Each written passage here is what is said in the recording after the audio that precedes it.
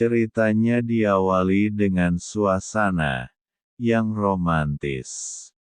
Berkesaksian di mana-mana cenderung narsis. Di akhir cerita cukup membuat semua jadi nangis. Alasan saya jadi hijrah itu pertama, di dalam Kristen itu ada keselamatan. Sedangkan di agama saya dulu tuh masih mudah-mudahan, pasti ibu sudah tahu kan.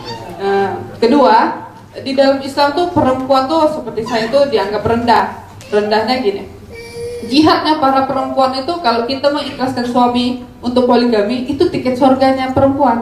Tapi kalau laki-laki tuh jihadnya ngebom. Itu saya pikir, masa sih masuk surga harus mengikhlaskan suami poligami? Nggak mungkin kan? Saya pikir di dalam Kristen satu untuk selamanya. Dari situ saya memutuskan, mantap hati saya untuk dibaptis. Ceritanya tentang wanita yang lumayan jelita.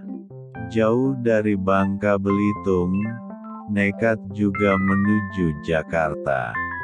Hanya penasaran dengan berita ada ustadz yang jadi pendeta. Saya besar di Bangka Belitung, saya bisa jadi orang percaya itu tahun 2013. Saya berkenalan dengan seseorang, orang Manado, yang buka usaha di kampung halaman saya. Beliau ini ternyatanya tim penginjilannya Pak Saifuddin Ibrahim. Dulunya saya nggak tahu. Beliau ini ngomong ke saya, ada ustadz yang jadi pendeta. Dari situ saya penasaran. Saya bilang, saya pengen ketemu dong kok. Saya bilang gitu. Akhirnya teman ini anggap serius. Saya terbang dari Bangka ke Jakarta itu hanya penasaran, hanya pengen ketemu yang mana sih ustadz yang jadi pendeta. Tapi soal kebenaran alasan, rasanya kok mengada-ada. Pada akhirnya di sebuah mall mereka berjumpa dengan seorang ustadz yang menjelma jadi pendeta. Ternyata cuma seorang laki-laki tua Bangka. Katanya saat ketemu, diinjili oleh pendeta dengan seksama. 1,5 bulan saja, akhirnya sang wanita murtad juga. Pada saat yang sama cinta wanita utuh berlabuh.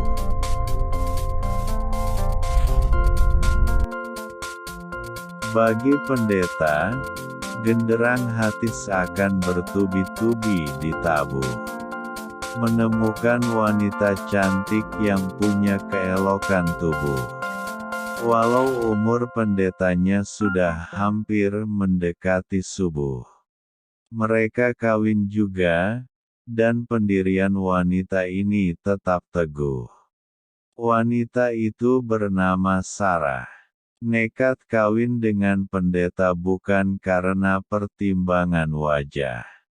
Walau penampakan wajah pendetanya cukup parah. Bagi Sarah kepintaran sang pendeta lah yang dianggap wah.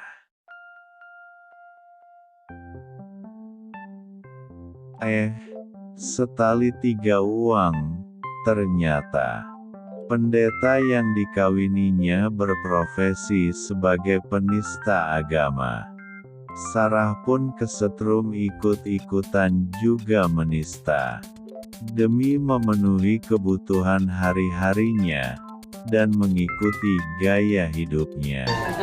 Kedua, di dalam Islam tuh perempuan tuh seperti saya tuh dianggap rendah. Rendahnya gini, jihadnya para perempuan itu kalau kita mengikhlaskan suami untuk poligami, itu tiket surganya perempuan. Tapi kalau laki-laki tuh jihadnya ngebom. Mereka gemar sekali menista agama Islam. Sepertinya mata hati dan perasaan sudah serasa amat kelam. Mereka hina, mereka hujat dengan sangat kejam. Bagi mereka Islam sudah wassalam.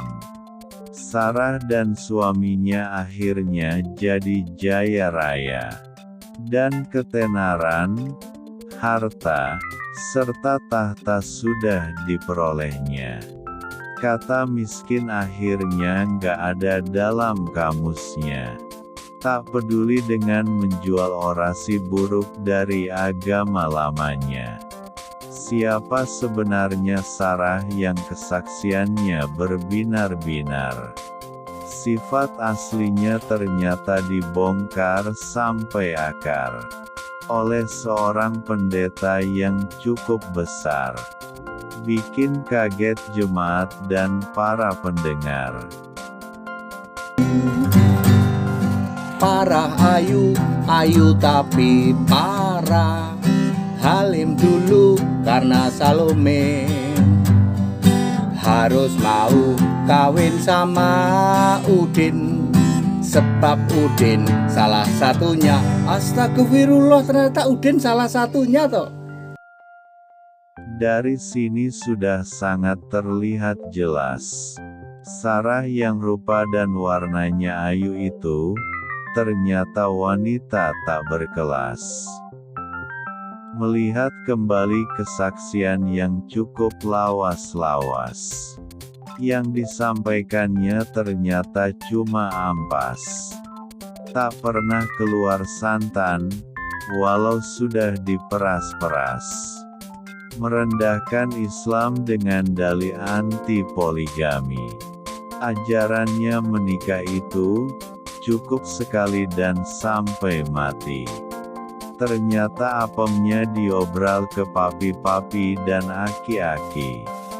Hanya gara-gara milik Pak Pendeta sudah amat lumlai. Obral lagi nih, obral lagi. Gagal verbi siapa mau siapa lagi. Obral lagi nih, obral lagi. Pengusaha preman kampung siapa lagi.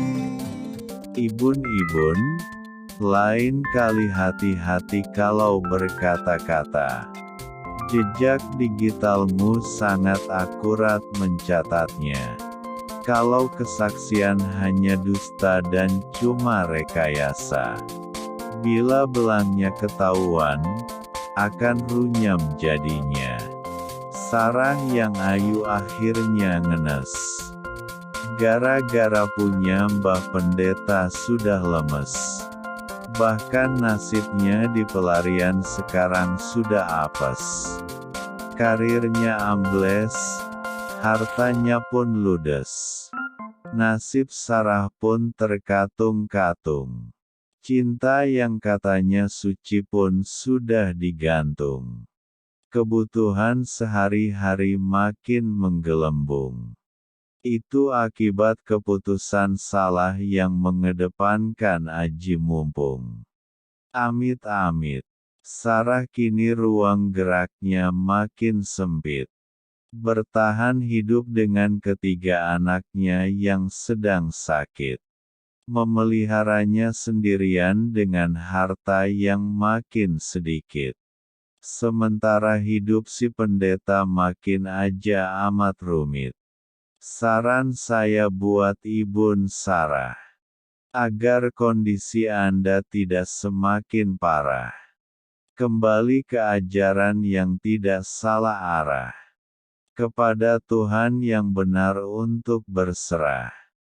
Hanya kepada Allah Subhanahu wa Ta'ala kita patut menyembah.